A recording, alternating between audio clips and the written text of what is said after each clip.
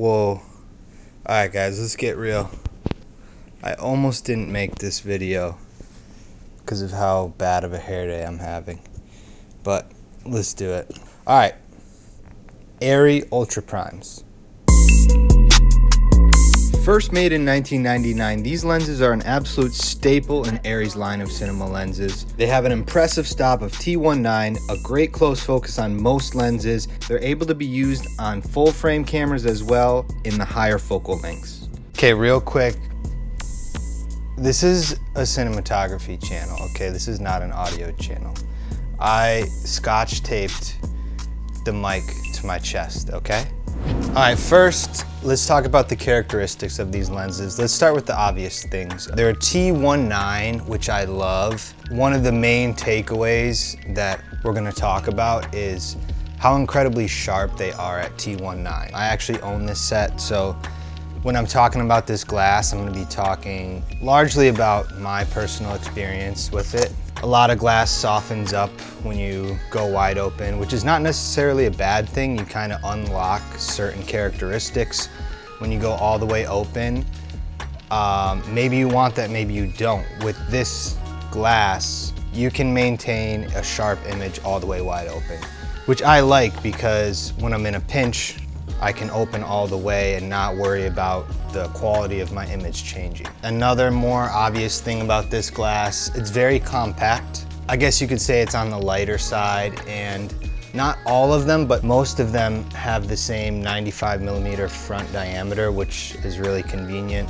I use a clip-on matte box. My entire set is the same front diameter, 16, 24, 32, 50, and 85. So most of the common ones that you would use are gonna have that same front diameter. Okay, so getting into some of the characteristics and qualities of the image itself, they don't have any incredibly unique characteristics. I would say these lenses were made to be precise and clean. They are pretty sharp and they capture a lot of detail.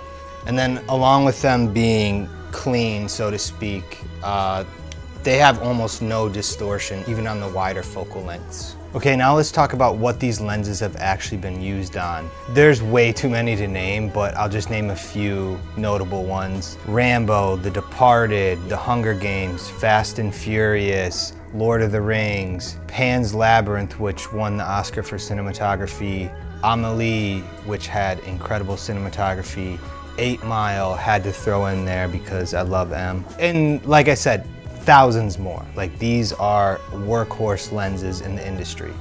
And then I'm gonna put on the screen to a few things I've shot with these lenses, just so you can see some other examples that maybe you haven't seen before, unless you're a fan of my work.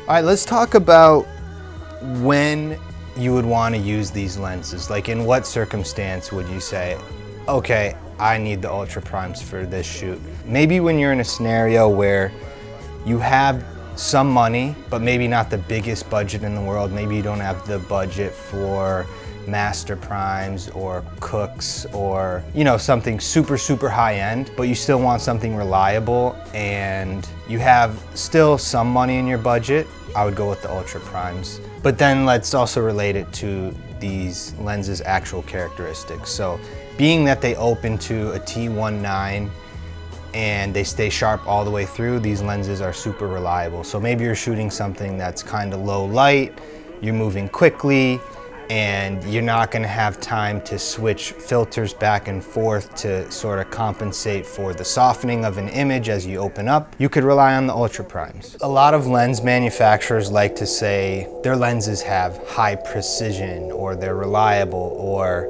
they're made superior, or they have superior image quality. Those terms are a bit arbitrary, and I've kind of talked about that in the Cook lens video. But this is a concrete example of a lens being reliable. It's sharp all the way through. You're not gonna see a ton of changes in the character of the image as you change focus or aperture. There's not a ton of distortion. They truly are reliable. All right, so just to wrap up, my takeaway of these lenses is as follows. I love shooting with this glass. It is super reliable. It doesn't have a ton of what people call character. It's not incredibly unique in its look, although it still is very visually pleasing, very visually appealing. I'm not really finding a downside with this glass in, so far in my year or so owning it. That's just my takeaway. So try them out, tell me what you think in the comments, and then tell me what you want to see next. Which set of glass should I take a look at next? Thank you for watching.